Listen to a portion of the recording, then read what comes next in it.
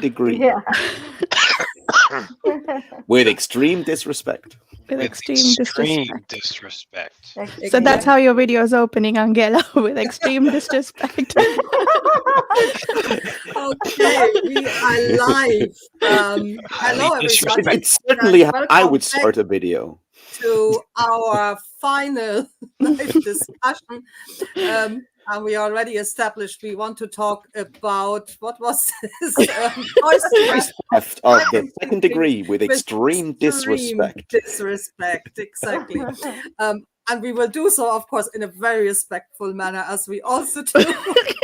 And I will welcome the usual crew, I can say by now, almost like 5 wonderful people and friends I'm discussing this with. So we have Dan from the Black and Blue Collar Reader, Mary Mary Lives to Read, Jared from the Fantasy Thinker, Raf from Raf Blue Text, and Vasha from Reading by the Rainy Mountain. So yeah, what are we kicking off with this final discussion? I mean, the end of the book is it's quite a ride, no? So Yeah, I know. where do we want to start? I'm super excited to have this final discussion because as I said, I've read it before, like over a decade ago, and I was like, can't wait for them to actually get to the end. And Yeah, I had already the last time a bit the feeling that the ones of us who had read it to the end were kind of like bursting to really get there. Yeah. Raf, you're the so, only yeah. rereader, right? So what did you think of Yakrek this time? Yarek has really a huge transformation, doesn't he? Yeah. Yeah. Quite physical. Yeah, we just start with his crime. We know now that the crime, this choice theft of the second degree with extreme disrespect is rape. He raped a woman from the Yaruda people. What do we make of that? Can we have at least one commenter? Hey, Catherine. Okay. I find it very interesting on two levels because the way it's described, right when the other Garuda, whose name I have already forgotten because gods are bad. Her name is so convoluted. Nobody can. But when she shows up and tells Isaac what happened, we have that whole sort of cultural relativism kind of issue coming up. That I'm always interested in because it's something that Stephen Erickson does do a lot with in Book of the Malazan Book of the Fall, and it's generally an interesting question. So she's like, no, you can't judge it under your moral standards, Isaac. This is choice theft of the second degree with extreme disrespect. It's not the same as rape in your culture. There's differences, and I find that very interesting. She's not a victim. Very much not that. Victim. Yeah. Which I do really appreciate that fact because nowadays when we talk about sexual violence, we've shifted our language from calling people victims to calling them survivors. So our language has moved in that direction, but not like 25 years ago when Miéville wrote that book. At that point, everyone was still calling people victims. So I do appreciate all of that. But my point is that when she makes it very clear that these are similar crimes, but they have very different cultural contexts.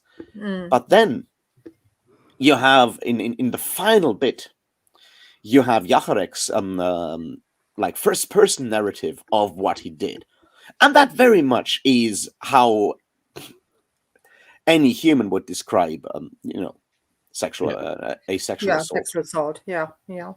Hey, Hi, Mike. Yeah.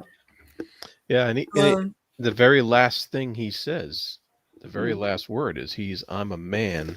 Yeah. And I was wondering if that makes him other than Garuda at that point, if he's assimilating into the culture of the city. and no longer a part of Yeah. that society of the bird people. Mm. I thought it was Yeah, I think we have to come back to that last sentence at some stage, because I think this is there's so many levels in there.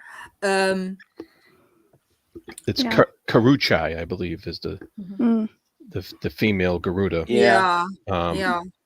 And she says your city's institutions talking of individuals, but crushing them in layers and hierarchies until their choices might be between three kinds of squalor. Kind of see that's her voice showing you just how different they look at everything, and that's what I Raph also was think saying that about cultures. I also think that their ideas of consent are quite different from ours, no? Because obviously she was in some type of meaningful long-term relationship with Yagarek, but just let go of that towards this other male Garuda, because does she say? I think she says it was his year and he therefore was entitled to get precedence. No, that's a completely different idea of consent and how we as humans kind of like find partners. No. Mm. Yeah. And I thought it was an interesting aspect of like choice theft and using that as, especially when he becomes, when he basically assimilates into our culture and says, "I am a man." What is that saying about humanity? What is that saying about humans and what we do to each other, to the environment? Like what he did and the fact that he's assimilating into our culture is saying like this choice theft and this idea of taking things in that way in order to like stepping on each other to get what you want, to get what you need, things like that in that kind of society. Like, what is that saying about humanity, and what is that saying? You know, it's kind of, it brought that question up, and like it's like, oh, okay, so it's very much a mirror saying, you're talking about him assimilating into as a man, and how that, what does that, I just think that's an interesting discussion. Like, what do you guys think of that? What do you think it might say about that? Well, it goes to I think Catherine's point in the chat here, where the Isaac and what's her name, Durkin, Yeah. Yeah. basically took away choice from the old man Mm. that they Yeah. used as a conduit to get the moss. Yeah. And so that was like and Yagaric was a part of that too. So Yeah. he did choice theft basically again, and if you could interpret it that way.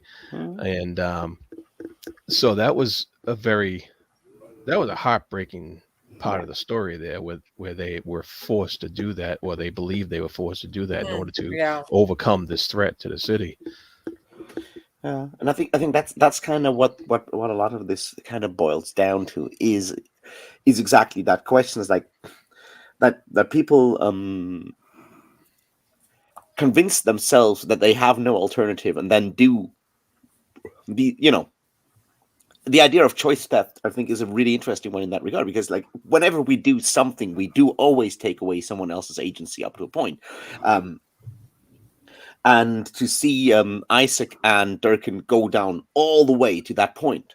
And then see Isaac judge him for, and then see Isaac judging Yurzik for what he did, and yet what he did was heinous as well, but no one was quite judging him for that. So it's kind of very interesting look at that.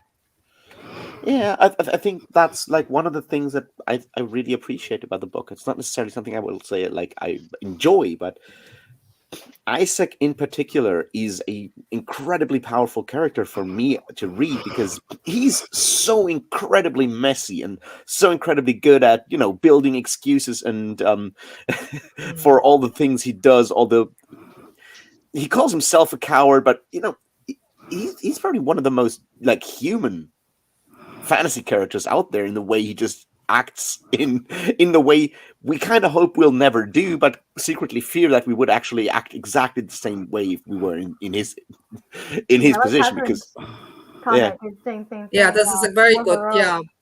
Yeah, that in a epic fantasy story, no, that one of the protagonists would probably have sacrificed themselves for the higher good, no.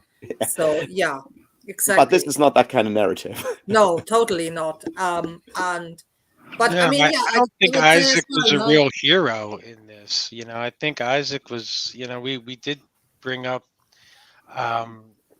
the last chat we have about Isaac being viewed as heroic, and I didn't get that at all this entire time. I thought No, he wore his fears on his sleeve, and he didn't even try to go find Lynn.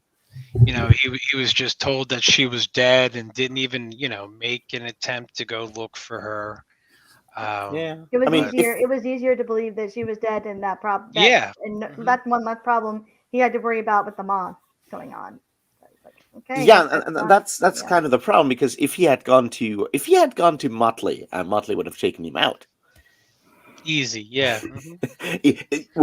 No one would have had any idea how to build or reassemble that crisis engine and how to actually defeat the moths. So it all kind of, and I think that's part of what makes it so complicated or like emotionally weird to digest, because I don't think it's not the kind of book that leaves you with like any kind of closure, right? You go like, Not at all. Yeah. it's very deliberately no, I mean, disturbing in a lot of ways. it's very disturbing, yeah. And this idea of kind of like, well, one of the protagonists could have sacrificed themselves, like you say, no? It couldn't be Isaac because his knowledge is needed to run the whole setup, this kind of like almost experimental setup that he's working on there. Durkan, I think Durkan is just not the type for heroic self-sacrifice. No, I think that's the interesting one, because Durkan is probably like, there's like interesting aspects there, right? Like Yacharek comes from the way the Garuda culture is described. You'd expect them to be more of a heroic culture, right? To have like heroic narratives and so forth. But he's obviously not a hero, because we now know that he's very, very, very much not the hero. On the other hand, you have Durkan, who is sort of a heroic character, because she's a fanatic, right? We kind of forget that, because we're on her side, because he's working for Renegade Rampant. She's obviously against. She's obviously an activist against the machine of the state and so forth. But let's not forget, she is very much, in that regard, she's very much a fanatic in a lot of ways. And fanatics are the kind of people who are very good at not sacrificing themselves when they can find a justification to have someone else sacrifice themselves for their cause, because obviously they need to continue to keep the cause alive. And I think that's Durkan kind was of pretty much a badass, I thought. For like being an action person. I felt Isaac was more of a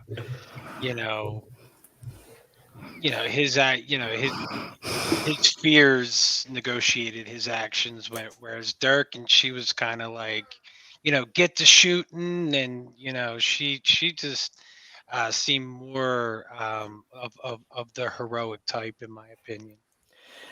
see, that's really interesting, because let's not forget, her job is to be an art critic. Yeah. And but that's like interesting to me, because we don't think about art critics and artists and so forth being like politically active and so forth, because that's not exactly how art criticism and the art world works these days, now that he has been completely taken over by neoliberalism. But you go back into like the 60s and to people like the Situationists and whatnot, that's exactly where you had like artists and art critics kind of be very much connected to the actual underground and doing political actions that may or may not actually cross the line of the legal in a lot of ways. So I think it kind of harkens back to that, what she does, right? Yeah, and that even goes further back in history too. There was a lot of political activism with a lot of different artistic movements A Oh, lot yeah, of of them course. had symbolism of that are related to the Yeah. activism. So it's really interesting that I found that really cool, like detail. Yeah. Yeah. Yeah, I just really appreciate it because I mean, like, I feel like the Situationists and before them the Surrealists are sort of like the last couple of like big artist kind of movements that were explicitly politically active before the whole thing, before postmodernism destroyed everything, I Yeah. guess.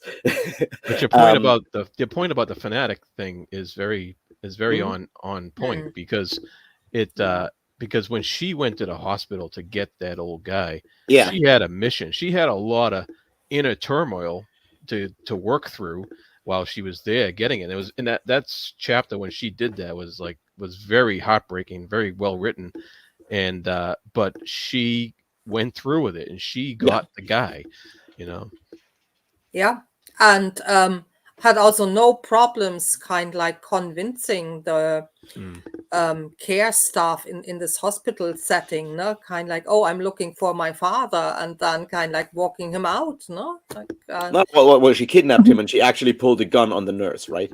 Let's not forget Yeah. that. Oh yeah. She also justified her actions by saying, "Oh, I'm saving all these other people with the money I'm giving the nurse." Same Yeah. Yeah, way Isaac and did, I I think suppose. that's Yeah. that's an important aspect, Mhm. right? Because you can see, like, and I think that was really well done, right? Because Yeah. when we have her point of view when she walks in there, so we see her starting to rationalize what she's doing and justifying it to herself, and then she used those justifications to do the horrendous thing, and that's something that I feel a lot of fanatics are kind of doing, right? A lot of well, generally very much a human thought process that we do when we are devoted to a specific cause, no matter what it is. We're very good at reorganizing the world in a way that we're doing all of this for the greater good, I Yeah, guess. like the end justify the means mentality. Yeah, I yeah, the think end, yeah, that Miéville did a good job, letting you know that he's like, yeah, the ends might justify the means, but I'm gonna make it hurt. And like Mm-hmm. Miéville really, really painted that picture of Yeah, the devastation that this guy was going through, the pain he was going yeah, through. yeah, While he was hooked up to this machine, the yeah, slake moss just, taking him out. Yes, the ends might justify the means, but Mieville's like, I'm going to make this hurt though, and Mm-hmm. something, yeah. you're still going to feel guilty about. But in the end, the greater good was reached. Yeah, and I think that's an important aspect because a lot of authors that are less, say, less uncompromising when it comes to fucking with the reader, basically, um, Mhm. would have just, you can take that narrative and do the whole like ends justify the means, and then make it clear that the ends actually do not justify the means because the ends actually don't pan out. But Mm-hmm. Mieville doesn't do that because what they are doing with Andre or whatever his name was, right? What they're doing with the man, they're sacrificing that guy, but it works. It actually works. That I think is really important as a facet there because it's much easier to condemn people when they do terrible things and then also the terrible things they're doing and the thing they're trying to accomplish with all the terrible things they're doing does not pan out, or we all know that it's actually bad what they're trying to do, but he doesn't do that. It's like, yeah, they saved the entire city through that thing. Mhm. Mm. I think Mieville actually did the reader in the book a disservice by describing what Yatsik actually did. I thought it That's would have benefited this book more if we didn't get that. Um, that picture was not painted. If that was left up in the air for the reader, not knowing exactly, what Yag did to lose his wings, because again, with this theft choice and the cultural differences, I don't think it should have mattered. I don't think it should have been confirmed for us that Isaac made the right decision not to give him his wings back. I think it should have been left up in the air. Like this was a cultural decision that the Garuda made. yeah, I don't, and we kept asking why, right? even though we shouldn't, this is their culture. They made this decision. Who are we to ask why? Why, and who are we to even judge the decision that another culture has made? This guy was guilty in that culture. But Miéville, wrote this character. We cared for him. We wanted him to get his wings back. He did something in the past. We do find out it is rape. But I wish we didn't find I wish we didn't find out exactly what had happened. I wish You think it would have been better if we would have just found out that Isaac told him no? Like he got slipped a note of what it was. He closes it and then sends Yajek on his way and said no. Yeah, It's because done. that's the stance that should have been made, right? We all want to know why, right? To make this decision, that he lost his wing, just make it make sense to the reader. And yes, he provided you with that information. Okay, what Yag did, for most people, yes, that is definitely rape. But I felt it would have benefited the reader and given more discussion as to who cares what this culture deems what rape is. They deemed it was what rape is. It doesn't matter what we think. I think that's kind of the point there, because you have that whole like cultural relativism to moral relativism kind of shift, and I do appreciate what Miéville is trying to do there, because at the end of the day, both we as readers and Isaac as a human, even though he tries to judge or to not use his very specific social context to judge it as rape in the way that that we would judge it,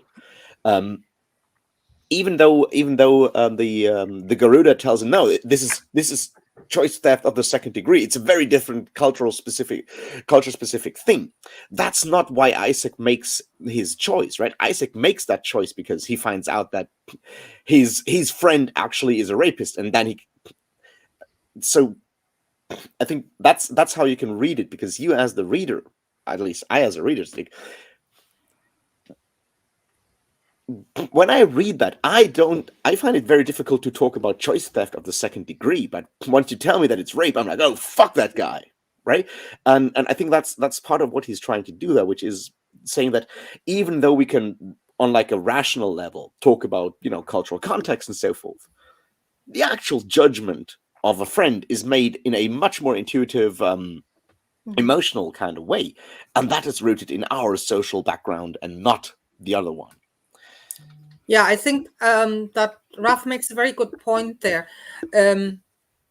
because the female Garuda asks Isaac not to see it as rape or not to see it in his cultural terms, but that she says, I'm here to ask you to honor the decision that my culture made. Yeah. But Isaac makes his decision not to help Yagarek, I think, because he knows it's rape. Yes, so ultimately, yes, he honors the decision, but I think he doesn't honor the decision, of course, under the Garuda cultural framework, so to say, because he can't. It's not accessible to him. And the other thing I think also is why I think it's perhaps important for us to know what is the crime is. We have this whole strand throughout the book about punishment, not people who get remade as a type of punishment. And I think this fits in with that as well, because in a sense, Yagarek, by having his wings cut off, got remade as well. Now, and when we then look at the very end of the book, when he says, I'm a man, and he rips out all his feathers, no, he is kind of like, remaking himself into a type of human, no, by this weird form of almost self-mutilation in the end, no.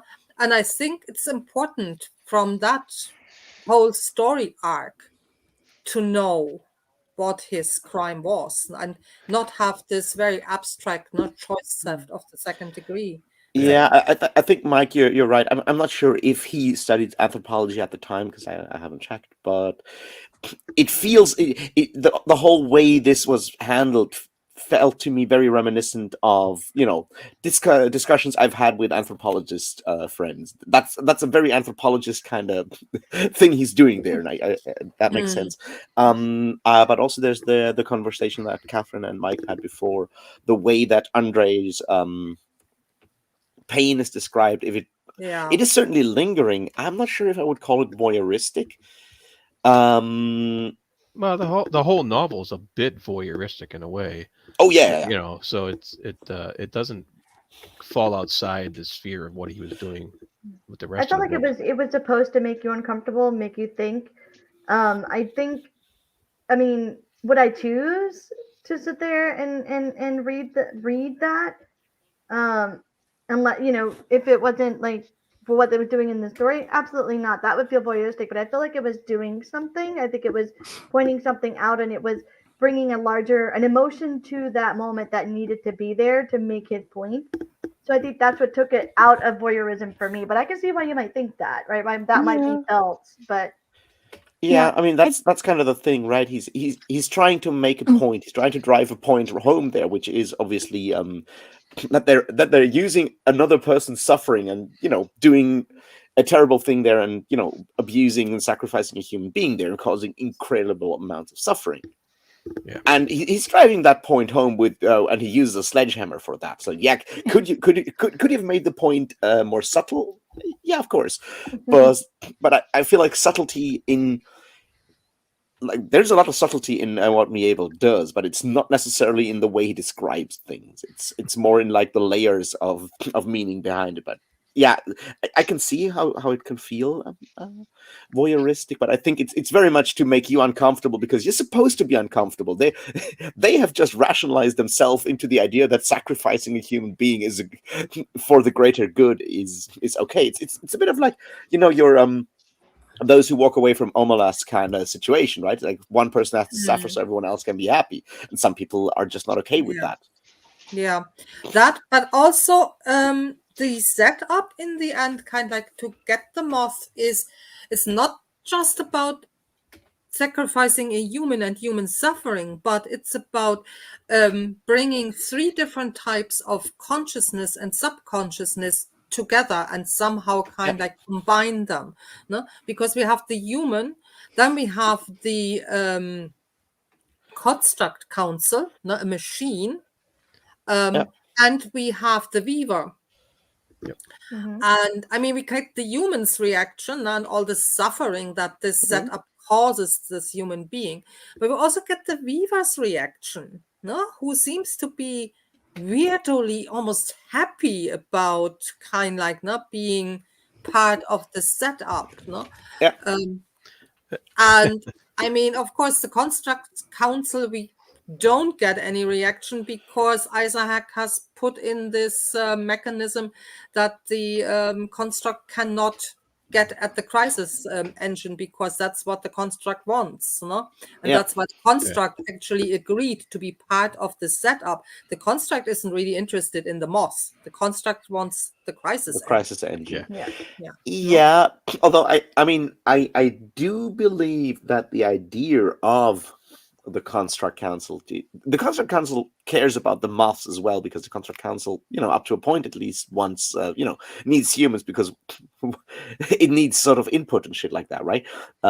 So I think there is a utilitarian approach of the construct council to kill the moths because they're obviously endangering the city that it needs, because the construct council is obviously still very much in place there.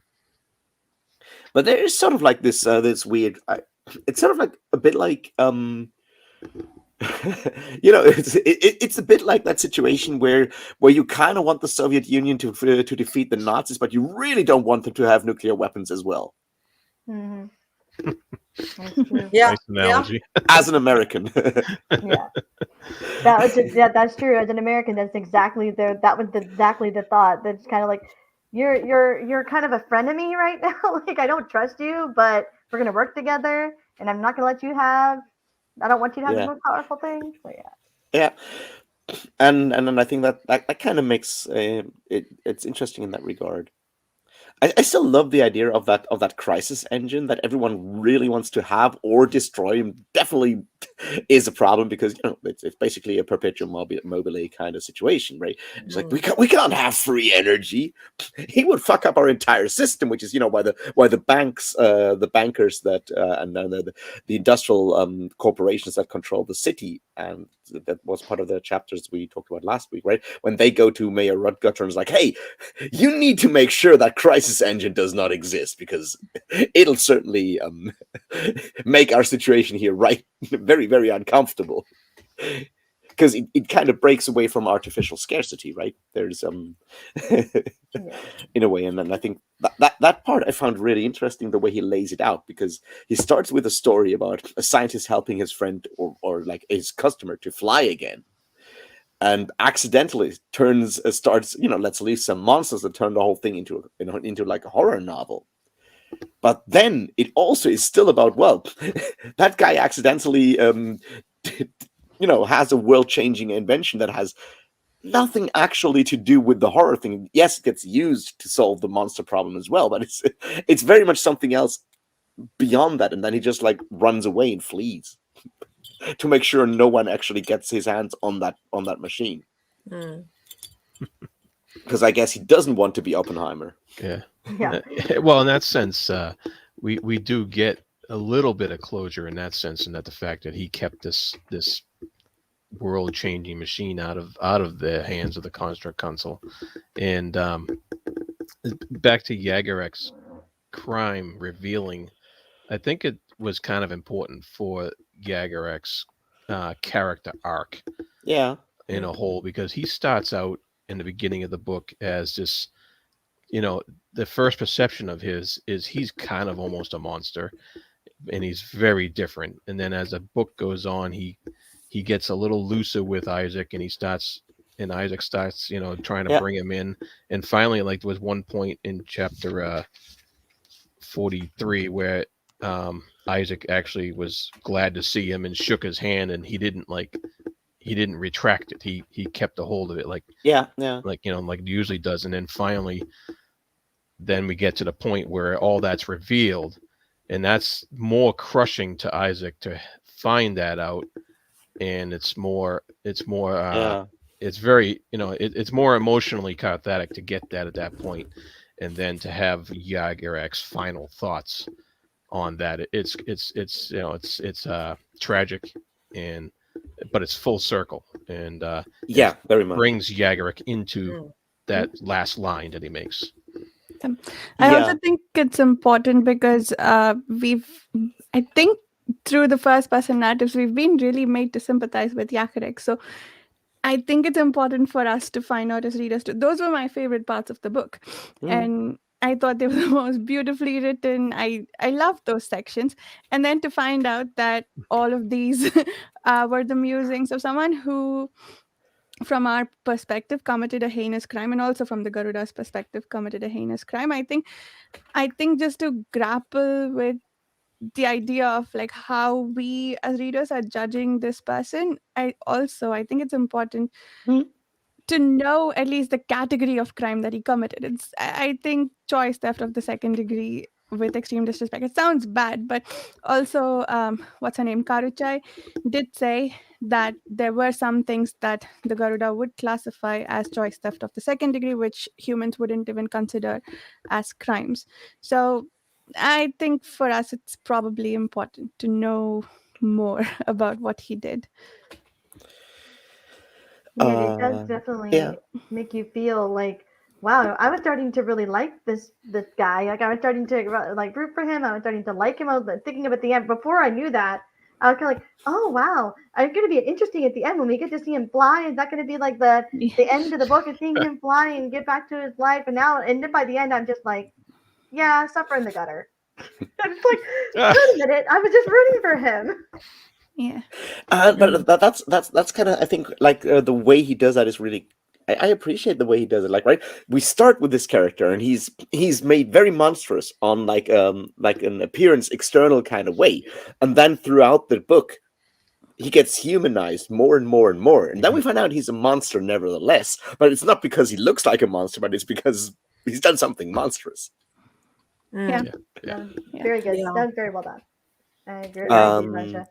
Yeah, I know. So here's my reading on that. The Construct Council's motives, Mike. I think the issue is that if the Construct Council has the crisis engine, it becomes fully independent of humans and can just take over the world because it does no longer need, humans to bring it stuff, to give it power and so forth, because it suddenly has unending power and can just like take over the world, which I guess from its point of view makes sense, because I think that's sort of like where that goes. Oh, AI is always evil. Come on. Yeah. There was a line in there that said that the council was, what is it, incidentally cruel or something to that effect. So, yeah, I thought that was a really interesting way to put that, because like what we perceive as cruelty is just the council trying to do something, and it doesn't know that it's evil or doesn't care to be judged by human standards. Yeah, but not just human standards, right? Because we're obviously also, I mean, yeah, we were reading it as by human standards, but it's about like all organic life versus artificial, existence, I guess. Yeah. Sentience, or like feeling, like the emotional aspect that they're probably missing, I guess. Yeah, I think that's kind of. Yeah, I mean, what Mike says here as well, no, but a bit ironic almost, no, that the Construct Council has lots of human followers who see it as a god. Oh yeah, no, that's another thing. I also think everyone and their dog, at least if they're crypto bros, are now really fans of ChatGPT. Like, of course, humans will follow everything if they. Someone will always follow whatever. A vast rolling sea of evil, as a certain patrician of a Discworld city once said. You can paint them as Skynet, and people would still be like, "Yeah." I have days where I'm like, well, I think a robot apocalypse would actually do this planet some good. I try. What about this point by Catherine? I wonder if there's a nod to the debate about the life versus the art with Yagarek. He speaks beautiful poetry. Is it still beautiful after we learn his crime? Great question. Oh, that's true, yeah. That's actually why I wanted to know Raf's opinion about Yagarek. What did you think of those sections this time around? I like them. They're obviously they're using like what you might call your more heroic poetry, right? They read far more like an epic fantasy novel than anything else in the book. Yeah. I'm not sure if you can boil it down into that, like separating art and artist kind of discourse, because we don't come. Like he kind of shows that obviously terrible people can do great art. We already know that. The fact is, like, what we do with it is like I can appreciate what Yagarek is doing there. And I feel like one important aspect there is that Yagarek did something fucked up and terrible, but he's not out there doing the same thing. Right? Like he's not H.P. Lovecraft, who's a massive racist throughout his entire career. He committed a crime and he got punished for it. So his current way of thinking and talking and so forth is not necessarily influenced by his terrible deed, because and he's not shying away from it. He's not saying he's innocent. No.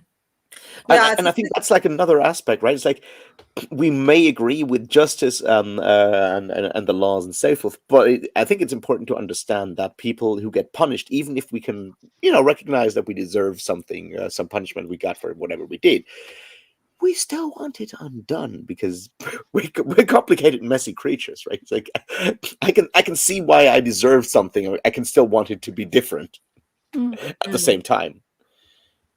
Yeah. I also think that, for me, those passages do stay beautiful, even after I know what the crime is. And one of the reasons I think is that Yagarek's story arc, of course, also asks question about redemption and kind of like second chances, no? Yeah, of course. So, because, like Raf said, no, he has been punished for the crime. The female Garuda tells us as well. She says, "No, for me, this is over. No, this is done with. We have, no, he did the crime. Our society punished him, and this is over. No, I'm not looking for any further punishment or anything." Yeah. And I think those are questions as well. And I think there are also questions that go very much together with this very last sentence, no, where he then says, "I'm a man." And the book shows very clearly that the human condition is very, very messy and not morally clear cut. No, so I personally don't think that he will ever be fully human, no matter how much he tries to integrate into the city and the city life. But it asks very interesting questions then also about us as humans and our humanity. Yeah, I feel like there's like two things there that I want to add. Like one is he's like sort of a heroic poetic language. You go back and read some of the stuff that we would call heroic poetry, whatnot. You go read your Homer or whatever. That shit's full of cruel and insane stuff, right? It may sound beautiful, but there's still mass rape and murder happening in Troy. Let's not forget that. So I think it kind of shows that something that we're very willing to sort of glance over when we're reading some of these things that are considered, part of the Western canon or the canon of literature, or whatever you want to call it, right? There's you read Norse mythology, and they're killing giants and making the heavens out of a skull, right? It may sound beautiful, but it is very, very explicitly violent and gory and whatnot. So there's certainly that part that I find interesting. Another aspect, the man thing I find interesting because you don't have to be human to live in New Crobazon, right? But it's made very clear that being part of the city is a unique thing, right? Which is why you have the city Garuda that are very different from the Simek desert Garuda, and you have the cacti that live in the city, which are very different from the cactus people in the desert and stuff like that. Being part of the city, being an urban person is different from being a member of your species in general, right? And I think that's sort of what this kind of goes to. And I found that last scene very powerful, right? Because he goes up to that building and he stands on the wall, and you're like asking the question, is he going to do the thing that it very much looks like? And then he goes and just, plucks out all his feathers and remakes himself in a way. But it is still about him leaving behind his existence as a Garuda, right? It may not be a full-on it may not be a full-on physical suicide, but there is certainly a killing of the self happening there. Oh yeah, he tries to kind of like reshape his identity in the end, when he plucks out the feathers. And it's not just that he plucks out the feathers, it's also said that he wanted to cash in his beak, and that he can't do it. So he tries to look as human as possible. So yeah. Yeah. I want to go back for a moment to Karuchai saying that this is done, like don't judge him by human standards. So I think to your earlier point, Angela, about how there's an undercurrent of remade being punished for whatever crime, right? So their punishment wasn't over with being remade. They also lead really terrible lives. But with Yakrek, he was, I mean, yeah, he has whatever consequences he has from having his wings cut off, but now he's sort of free to live as he chooses. It's I guess if we know that he's a rapist, for instance, would we feel like, oh, he doesn't deserve friends, he doesn't deserve to be happy, things like that? I think the additional judgments that we tend to pass on criminals who've committed really heinous crimes, I sort of live with it forever in the shadow of that, versus just like with Yakarek, I guess the perspectives we're getting in the first person is just him being normal, not someone who's committed a crime. Maybe he's carrying that, but not quite in the way we might think. I thought that was interesting. Yeah. What do we think about and I agree with you, Varsha, there. What do we think about the ending or the way Lynn's plotline ends? Tragic as hell. Yeah, tragic. Exactly. I think it was one of the most tragic story arcs or character arcs that I've read in any type of literature.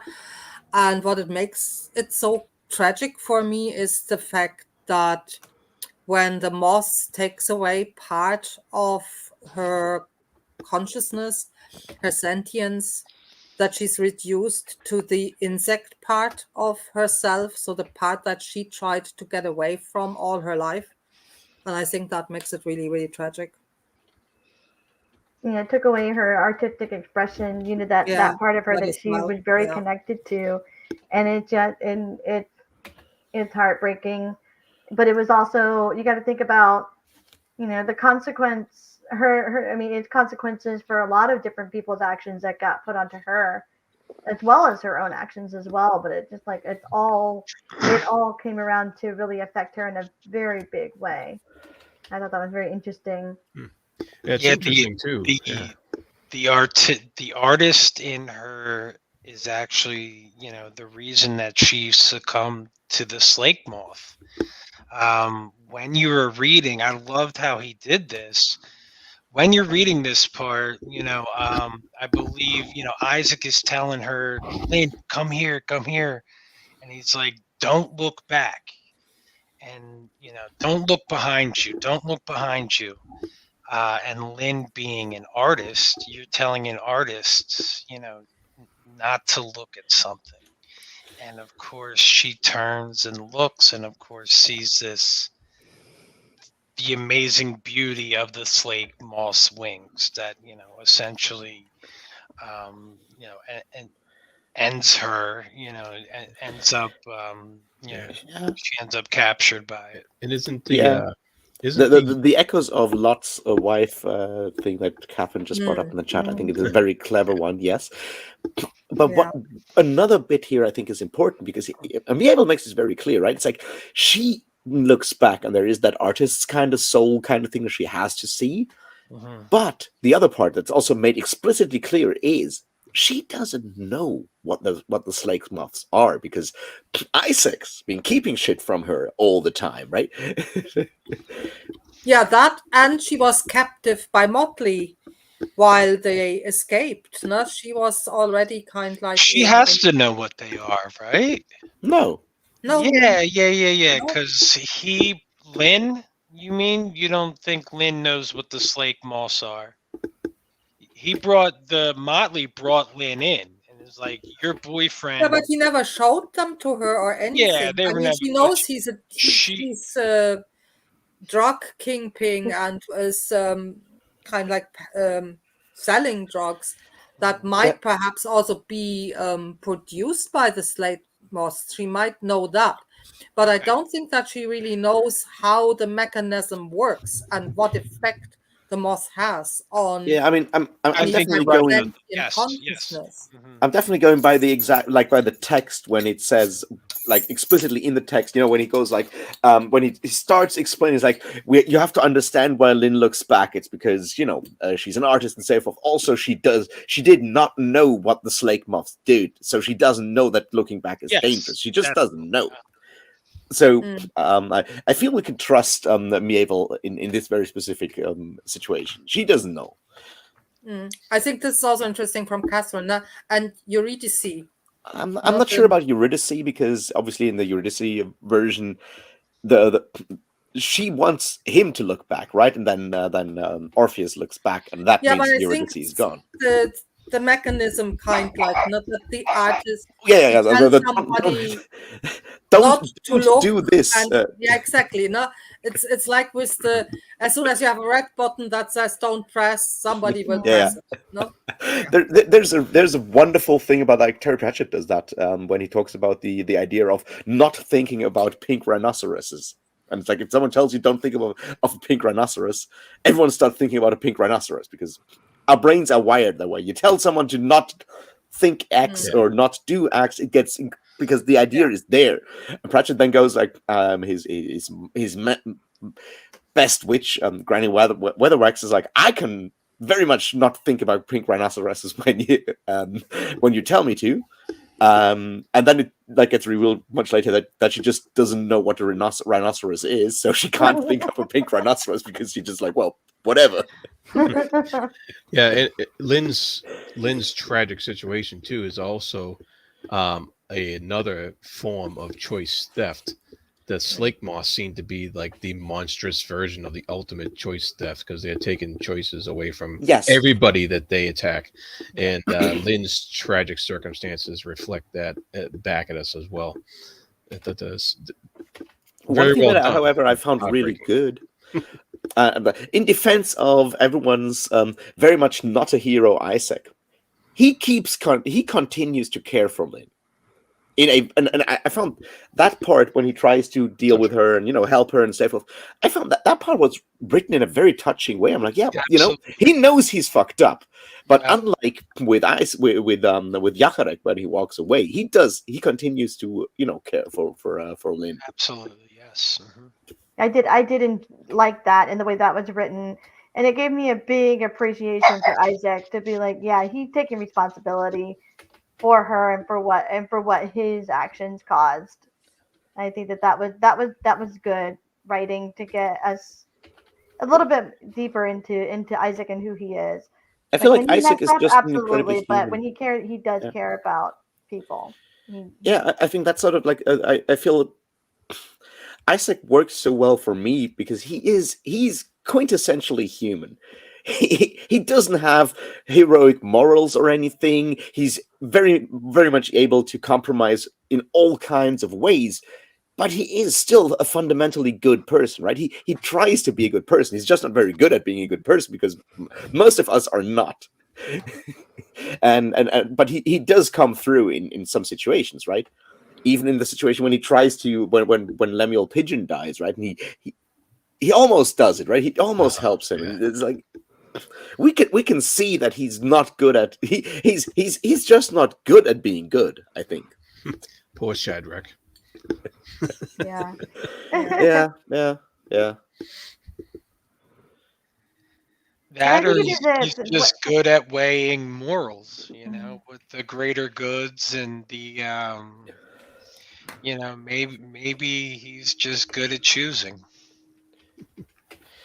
Yeah, because that's very at some level very theoretical, and as long as it's very theoretical, I think Isaac really strives. That's what he's into. Yeah. Now when it comes then to let's say the more pragmatic parts of life, that's not really him anymore, no. But I think what Raf says is very true as well, no? That he tries to be good and tries to do the right thing, but then sometimes, or most times perhaps even, it doesn't work out, no? And I think that's really how we humans are, no? We want to be good, but we don't get it right all the time. Yeah, I think it's sort of like it feels very realistic because it is in the same way that a lot of people are really fond of like your grimdark anti-heroes and whatnot, because we all as humans, we kind of know what the actual best way of behaving and acting would be, right? We know what we should all do to don't destroy the planet, be kind to other people. We know how to do it, but we can't actually do that all the time. We fail on the pragmatic, but in our heart of hearts, we kind of know. So having characters that do the same thing is very attractive, because we can see ourselves in there in a way that is very difficult in aspirational superheroes that are just your classic golden age comic superheroes. You're Superman, it's like, they do all the things we wish we could do and just can't, because the world doesn't work that way, but we kind of know that we should. So having characters that are just like us, they know what's right, but they can't do it, and the reason why they can't do it is either because there's external reasons, and the world being tough on them, or humans aren't. Our moral fiber is unfortunately very soggy, and yeah, and this is why I kind of, I think I said this the last time already. I see Isaac really as an everyman figure. So I recognize so much of myself in Isaac. It's not pretty. Yeah, exactly. So somebody who, in medieval terms, would have been called a sinner. No? So, yeah. He said that right in the beginning of the book. He's a sinner. Yeah. Yeah. Yeah.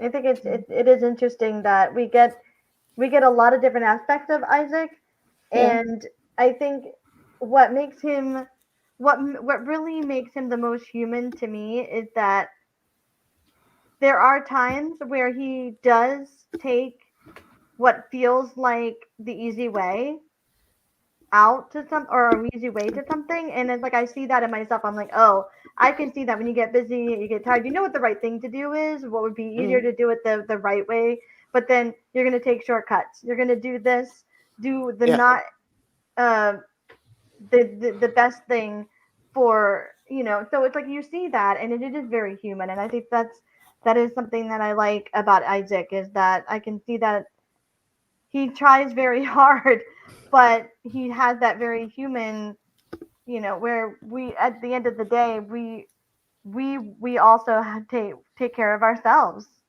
right? And I think that that's very human, and that is a very survival instinct that's hard to ignore when you're in extreme stress like he is, right? Like, it's just we have to think about that, right? Like, people, when you're in a survival situation, our instincts are to take care of ourselves, save ourselves, and it's transcending that is actually a lot harder than we think it is. One thing I found really interesting is the end. Well, technically the entirety of the end, but the fact that most of our main characters, they walk away. Like, if we assume that Perdido Street Station, or that New Crobuzon, the city, is a character, and you have the whole system, you have the mayor turning it in even more of an authoritarian hellscape than it was at the beginning, and having and the fact that our characters decide to just walk away and not keep on fighting, right? You have your Jack Half-a-Prayer, who continues to fight against the system. He's a rebel. And then you have Yakarek, who decides to blend in and make his peace with the system and make his peace with the city. And then you have people that decide to just, walk away and go somewhere else because the whole, like, they saved the system, they saved the town, right? They saved the city, they saved the world, and then the world just keeps on going, and they have to walk away, because otherwise it'll just like destroy them, right? I found that a very interesting end, right? It's a bit like the end of Lord of the Rings, right? When Frodo saves the Shire, but he has to go away because It's also interesting because it's like, if you're trying to save something that is so awful that you don't want to be there, you don't want to stay there, you have to walk away, but you work so hard to save that. Like that, it's an interesting dynamic. This ending did not work so well for our protagonist. I mean, unfortunately, he's stuck with, a woman that he loves that is unable to, that has been damaged by these slake moths. He is on the run. The mob boss is still looking for him. So is the government's still looking for him, and that's where we leave off. They're on the run. So our protagonist, this is not a happy ending for anybody for other than the dreaming, civilians of this city.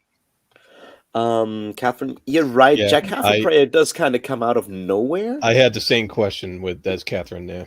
The problem is Jack Half a Prayer, from what I remember or feel like I remember, I think he comes up a bunch of times when we have these like sweeping statements. When they're also talking about the I Spy killer and stuff like that. When we have these sort of like short paragraphs when he just talks about like, and this happens in the city, and this happens in the city, and this happens in the city, and that's sort of where Jack Half a Prayer kind of gets mentioned a bunch of times, just like the I Spy killer and other stuff. Yeah, he is sort of like this legendary character.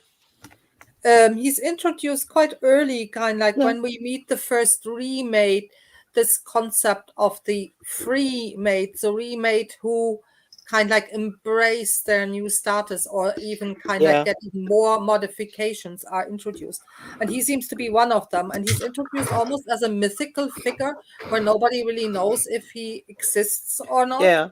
No, so I mean, he is introduced, but that he then pops up at the end. I would agree it has a bit this Deus Ex Machina feel to I thought it. so. No? Yeah.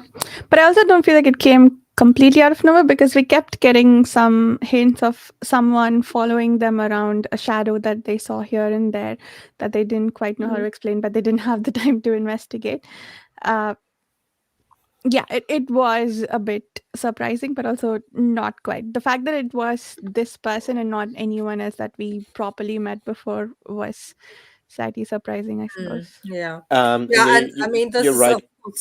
Exactly. That is right. Not the next book is very different. Like the characters do not reappear. It's got pirates. So they're just so they're just sent off into this kind like, I don't know, riding off into the sunset or maybe even more like an exile or anything like that. No, but we don't really get. Yeah, it's not really a closure. No, of their there is story. no closure in this book, and I think that's also important because life doesn't give us closure. We all want closure all the time for everything, for all the narratives we spin for ourselves, right? That's not how the world works. That's not how life works. And I think that's sort of like this. Mike says, I was hoping that the ambassador of hell would save them, but I mean, he chickened out already. No, he's out of the game.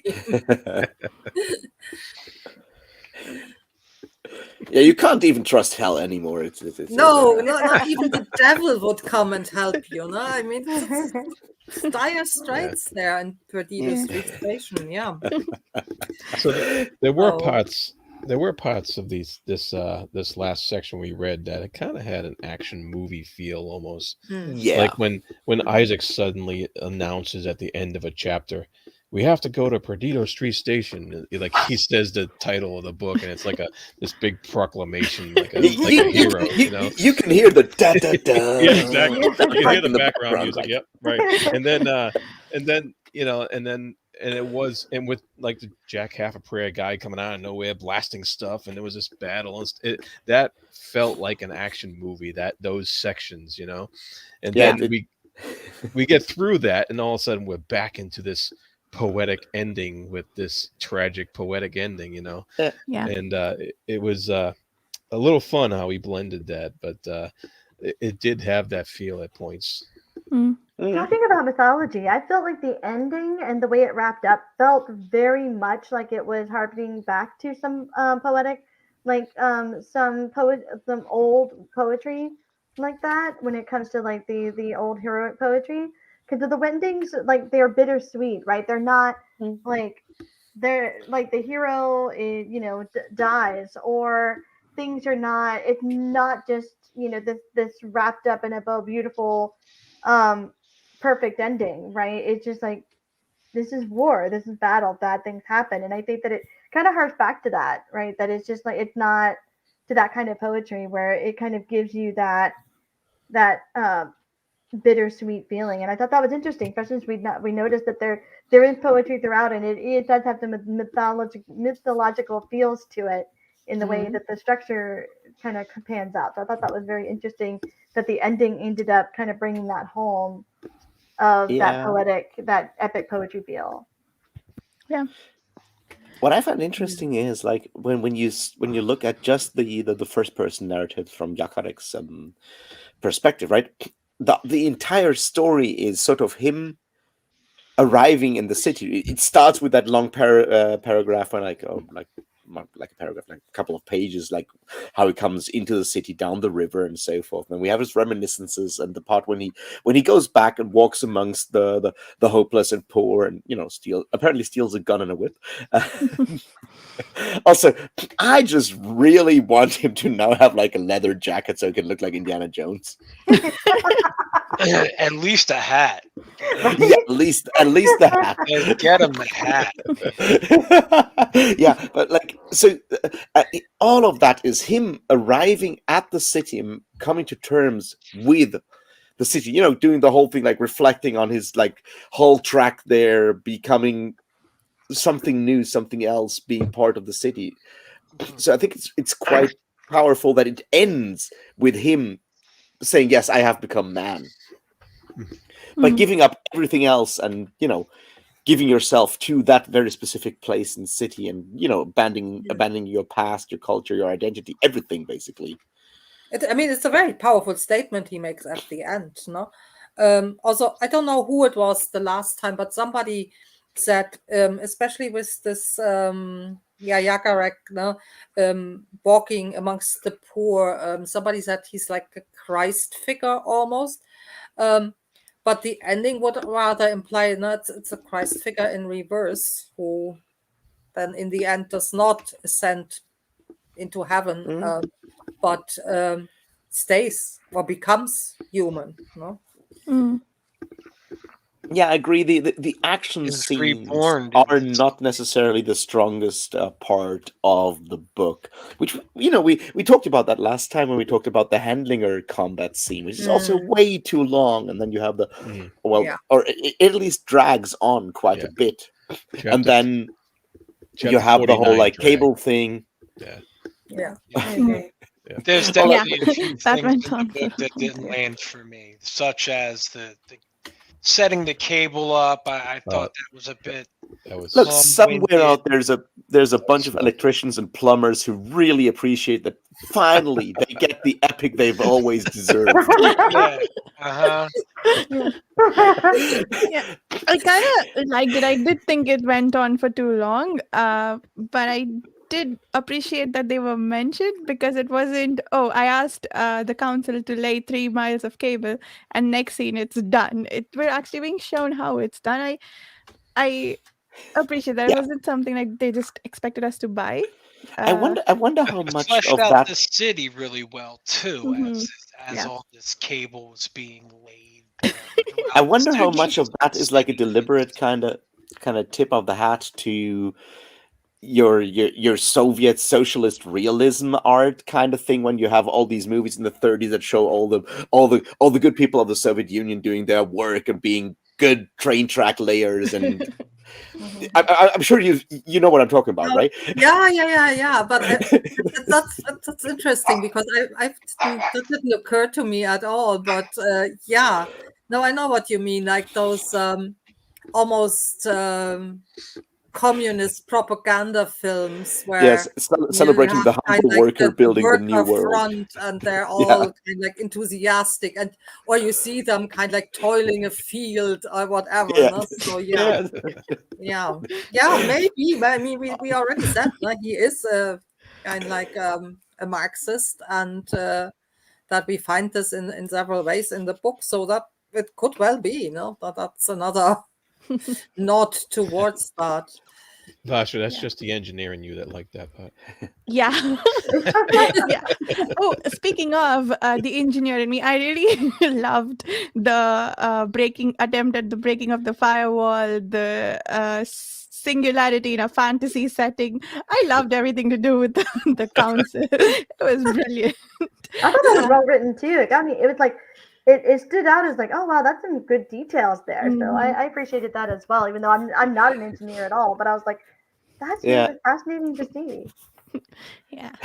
Look, if Werner Vinci can do Well, I it, mean, then okay, Vasha said also that she loved the whole kind like hacking the construct thing. No, that was Yeah. yeah. The programming cards. There was one point. Okay, so this bugs me in a lot of TV shows where they just program something in like half a day and they're done. So that bit bugged me. That Isaac. those people have never programmed Yeah. anything. Excuse me. It takes me that much to write unit tests. Anyway. What was I saying? Yeah, Isaac built the crisis engine in 3 hours, but then we have a sort of explanation for it that he had a drug trip and then he knew exactly what to do when he got out of it. But then everything just sort of works. I was worried about the signal's amplitude and whether it's supposed to travel through 3 miles of cable. Okay, those need to be fairly thick cables. Yeah, so I did question all of that, but I settled for the world's physics works differently. Well, they're supposed to have both electric and thaumaturgic signals, no? right? Yeah. They're magic cables. They have thaumaturgic signals as well. I think. Oh yeah. They had thaumaturgic cables too, or yeah, they did. So maybe those were the amplifiers that the signals. Yeah, it's a fantasy through and through. Yeah. I do really appreciate how Miéville plays with those tropes that we find in the thing that some people laughingly call steampunk, which usually may have some steam but very little punk. It's a whole thing. Go read Lavitinar's Steampunk is Fascism for Nice People.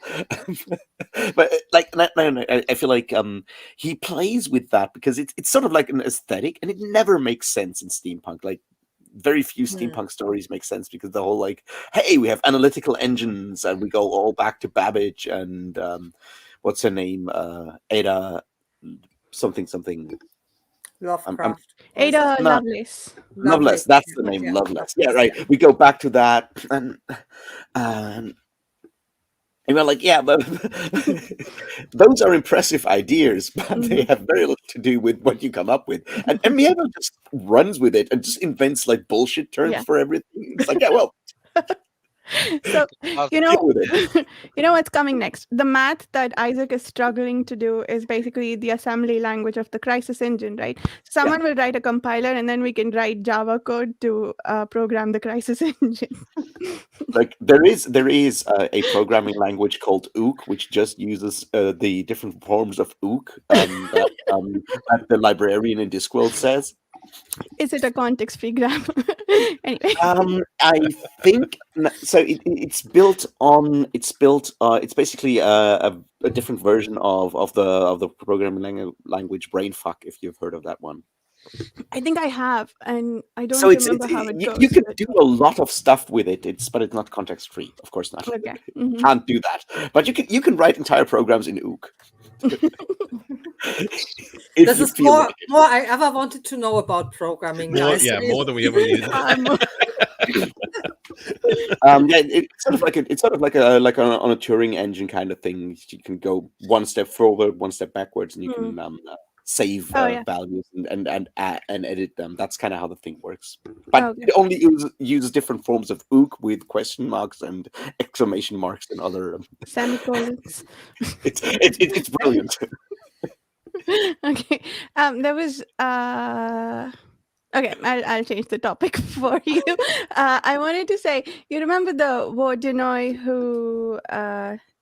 who's one of the mercenaries they hire. Yes. In the end, when she leaves, she thinks to herself that Isaac and Durkin and everyone else will just be stories that she tells her grandchildren someday, or just stories that she tells someday. I love that. I love that. Just like the ending where the city is just carrying on as if nothing happened. It didn't even take them a day to recover from what happened.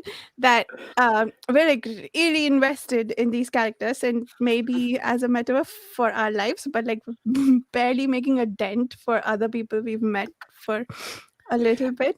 I love that section for some reason. That whole part when she swims away and then she goes to like proper houses that are like her culture and they're clean and not just being these just another group of migrant workers that have been turned into the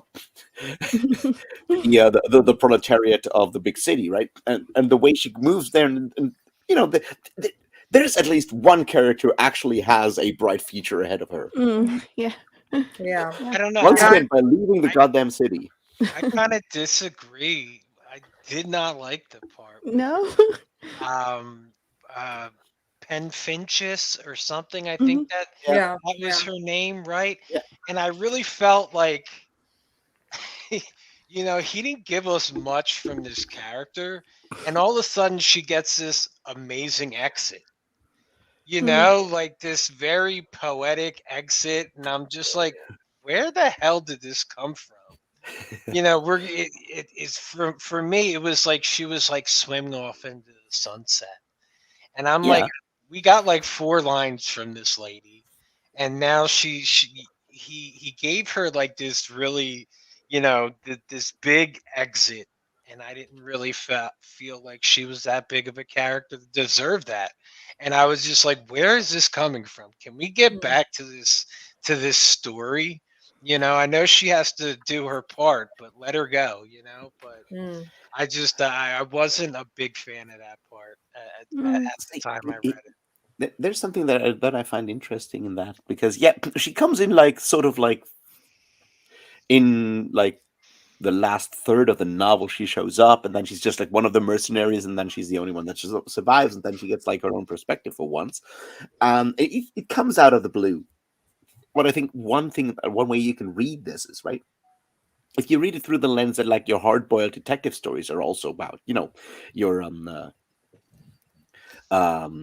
Marlowe's and your Sam Spades and whatnot.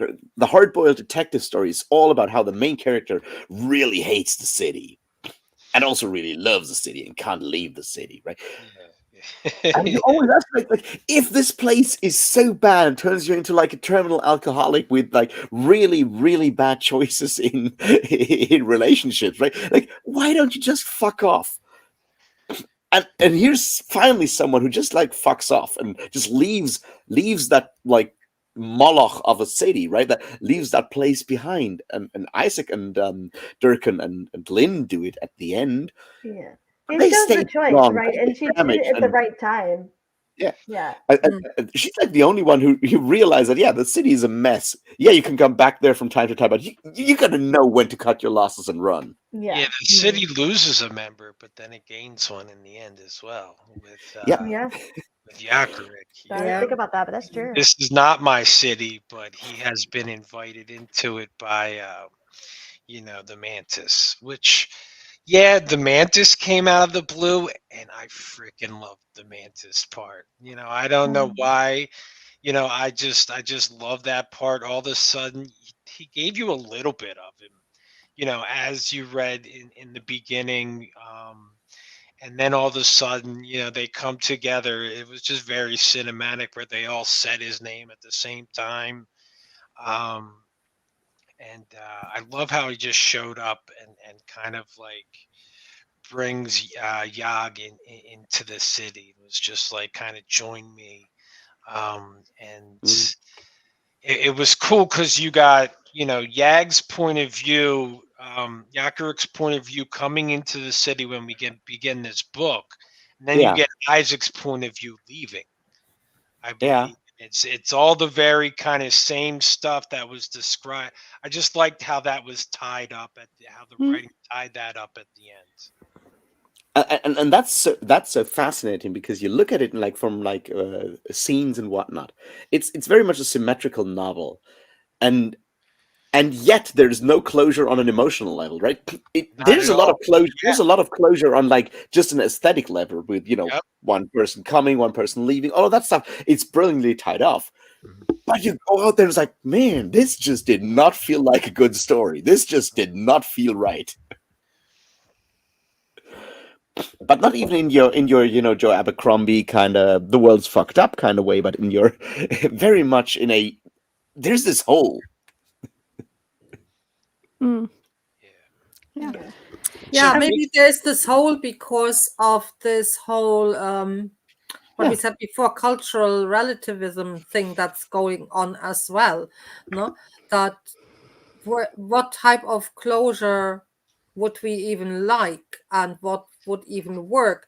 Not in this very kind of like multicultural city, and also then in this kind of like multicultural group of people we're following. Yeah. Yeah. No, so it's very hard then to kind of come up with what would actually work as a satisfying ending. No, I mean, we have Isaac. Yeah, okay, so he saves his crisis engine. No, so that's part of closure. Then we have Lynn, who, yeah, I mean, that's the most, I think, unsatisfactory and tragic storyline, as we said already. We have Yagarek, who tries to become a human. Yeah, so we have all those different kind like, yeah, types of closure almost, but nothing really that is satisfying as a not tying everything into a nice bow at the end where we then say, yeah, great. I took that as it being a realism in real life, as what Ralph said before, and I think Basha has went back to that too, is that real life is not going to be wrapped up that way, right?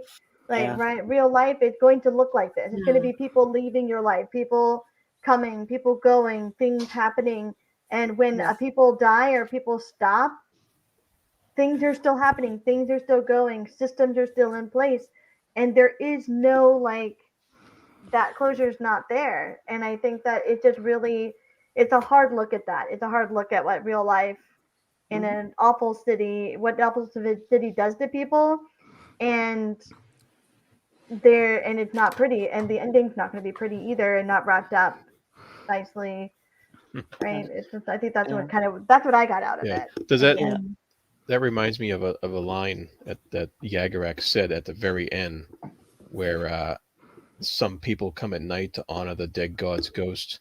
What tenuous, desperate theology is our search for closure? That tenuous, desperate theology we're reaching for and not getting here. Yeah. Yeah, I love that line. Yeah. That whole part is incredibly powerful. Yeah, but that's one thing I just remembered, because it starts like very much at the beginning of the book, right?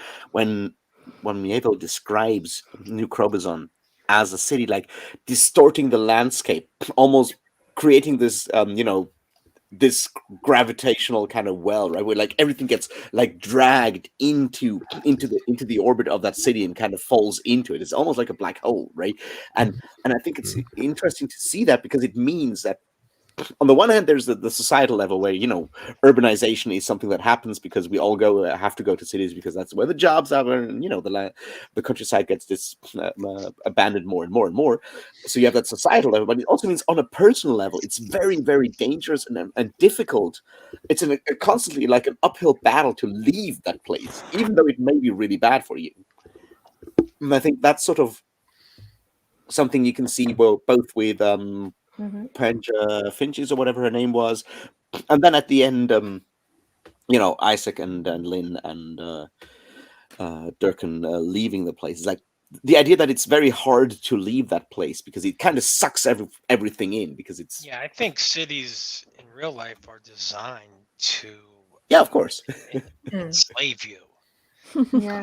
So, enslave you, but also I think the characters derive a huge part of their identity out of being in a city and being a city dweller, no? So that I think there's that as well. Just to very quickly answer Mike's question. Yeah, so none of these storylines is continued in the Scar. The Scar is a completely different story. Yeah, very different characters, very different thing. It's set in the same kind of like, let's say, narrative universe, but very different story. It's in Balag, or however you pronounce the world, just as Iron Council is, but they're all three different narratives. In Iron Council, it's all about trying to form a workers' union and having and fighting, and things kind of go wrong. I wondered if the Iron Council was the council was more about this council, but probably not. It's a different council. It's a different council. But I think in Scar, the main character is someone who was very briefly mentioned in Perdido Street Station. Yeah. But nothing else is common. Yeah. Maybe Isaac is more emotionally mature. I don't know, but that's the thing, is like, I don't know if he was like immature on an emotional level. I think he's just not someone who's really good at like having his priorities straight, and you may call that maturity, but it may just also be the inability of, doing that in the kind of society that kind of requires you to do 10 things at the same time, right? It's like, our world is not made to give us is not made to make it easy to have to focus on important things. It's not how our world works, because you have like 10 projects at the same time to keep going, right? And Isaac is obviously easily distracted. But yeah, I think he's certainly, at this point, all we can assume is that he wants to take care of Lynn as much as possible. I mean, we seem all to have kind of like a positive feeling about him caring for Lynn. But one could, of course, argue that maybe he just does it to get rid of his own guilt, no? Because, I mean, to a certain extent, he, of course, knows that she's in that state because he basically fucked up at some stage, no?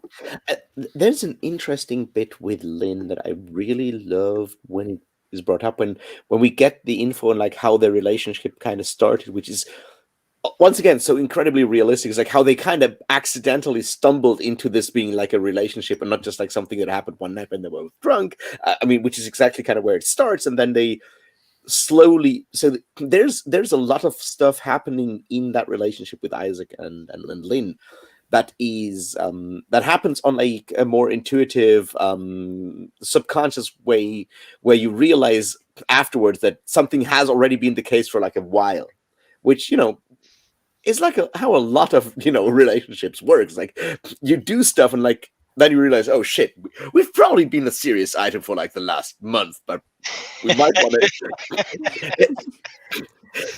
Like the fact that we maybe we should label this now, huh?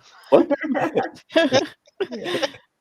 It's so funny because my husband and I, we had when we started dating, I think it was like 2 months later, we kind of just turned to each other. It's like, and we never said anything about it. We just were spending a lot of time together, watching movies together at night. He was over at my house.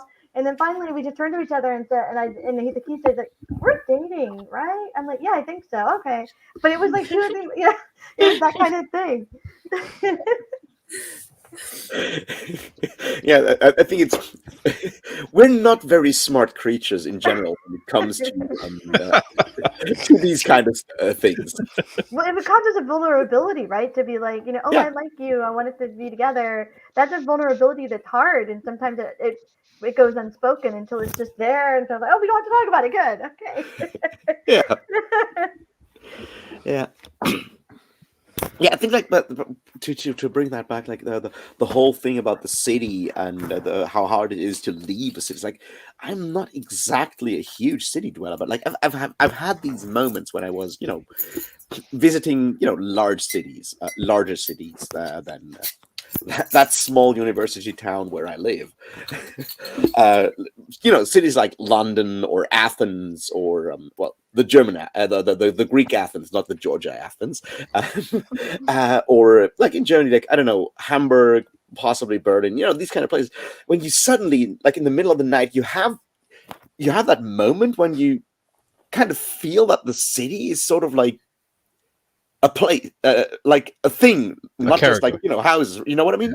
It's suddenly kind of you stand on the street corner or whatever, and it's like suddenly it's like this is uniquely different from just being anywhere else, because Athens is a character. London is that kind of character. When you're standing at on the street corner at like 3 a.m. drinking cider out of like a 2-liter plastic bottle, but every city has its characterization, right? It has its own unique flavor. When you go there, you get a different feeling from every city you go, big city you go to, right? New York is very different than Philly, right? And going to like London is very different from probably in Athens, so they do have their own little flavor. Way more riot stops in Athens, I can tell you that. May I interest you in The City We Became by N.K. Jemisin? I want to read that. That is on my list. Is that good? I really enjoyed it. Yeah. I can see how a lot of people don't like it. I really, really appreciate what she does with both The City We Became and The World We Make. It's very overtly political. It's very, it has all that N.K. Jemisin sass that you can get in all her other stories, but it also has a lot of the, it's very explicitly political, I guess. And it's also a love letter to New York. So liking New York or having been in New York might really help a lot. I'm starting to find in my tastes that I do not like stories that bring me to a place, a real life place, like London or, and I'm reading a bunch of Miéville, and there are other, books that he has that take place, in London, in different areas, Paris, things like that. I'm finding that I really enjoy stories more that just take me to a different area, like this, like Boslag, and creating this new city.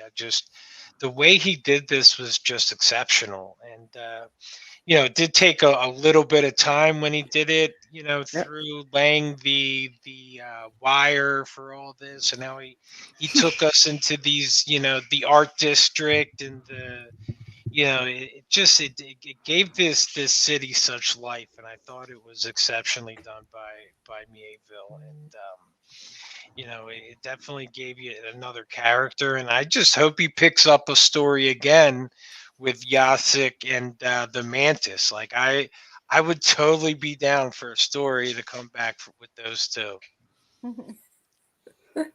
Yeah, I don't know. I mean, he doesn't have a story like that, but he has another book where he has an invented city, and that's Embassy Town, which is more like also the city, and the city is also a that's another invented one. So I started the city and the city, and I'm trying to wrap my head around it. It is it's a different one. I started it on audio, and the city is fascinating. It's like I've been to a bunch of cities in the Balkans, in all kinds of places on the Balkans. He captures that like Eastern European post-communist kind of city thing. He captures that incredibly well.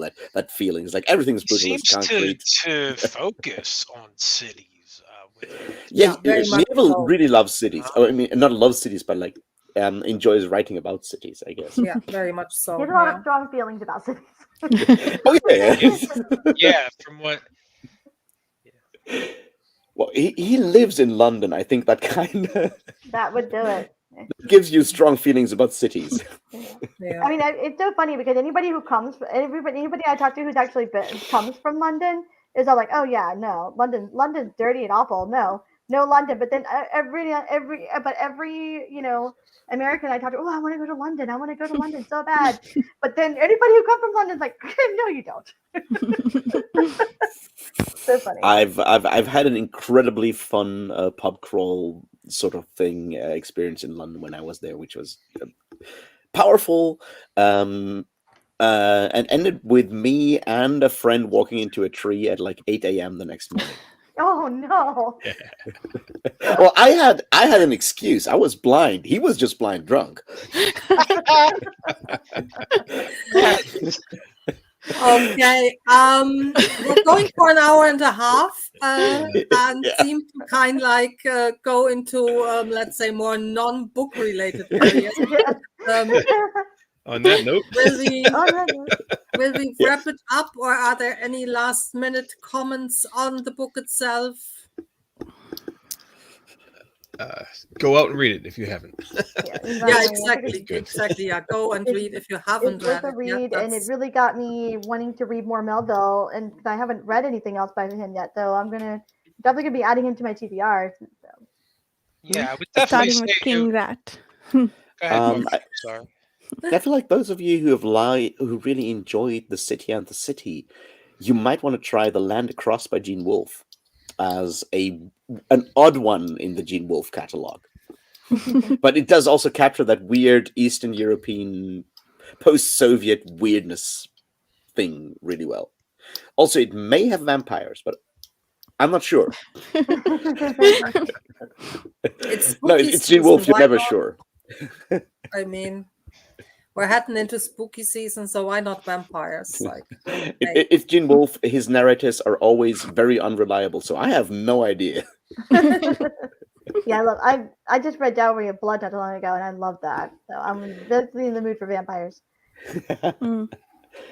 I know. Yeah. Okay. Thank you, everybody who took part in the discussions. I really enjoyed that, I have to say. I really liked this very first read along on Do Unicorns Read. Thank you also to everybody who participated and engaged in the chat. And of course, thank you to everybody who might watch those videos then later. And yeah, as we said, read Miéville and read Perdido Street Station. Okay. I've certainly read worse books in my life. Bye, everybody. Bye, everybody. Bye.